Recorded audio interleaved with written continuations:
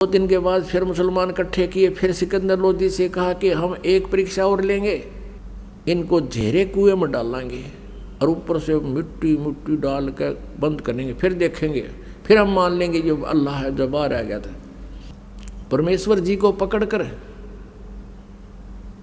एक बहुत गहरे कुएं में डाल दिया जिसमें जल नहीं था, और वो इतना गहरा होता था, पहले 200 से 150 फुट पर जा करके जल निकलता था, और उसमें डाल दिया। और ऊपर तो कंकर झाड़ बोझड़े कांटेदार झाड़ियाँ, और ऊपर तो मिट्टी गोबर छोटी ईंट कति ठोक दिया फुल।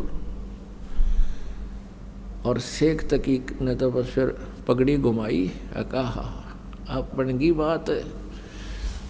हाथ पैर मुंह धोकर शेख तकी पहुंचा, फिर वहाँ सिकंदर लोधी के दरबार में कहने लगे, सिकंदर लोधी, हे राजन, अब कहाँ है वो तेरा अल्लाह?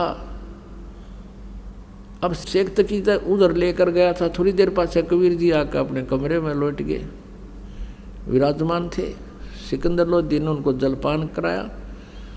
अब ये पूछा को नहीं कैसे आगे, क्यों आगे, ये मालिक की लीला थी, उसको बुद्धियान नहीं दी। शेख तकी इसकी बात सुनकर कि उसको हम दाबा एक गड्ढे में कुएं में डाल दिया है, कहाँ है वो तेरा भगवान? सिकंदर लोधी कहने लगा, किसके विषय में बात कर रहे हो शेख तकी? कि वो तेरे गुरु के बारे में, कबीर के बारे में। उसको हमने झेरे कुएं में डालकर ऊपर से सैकड़ों टन मिट्टी डाल दी है, झाड़ बोझड़े डाल दिए, अब निकल के दिखाए। सिकंदर लोधी कहने लगा, वो बैठे कमरे में, आज दिखाऊंगा। अब शेख तकी गया, देख कर नो कर लिया। और दुष्ट ने फिर भी नो नहीं मानी, रतरा के जब भगवान आ रहे।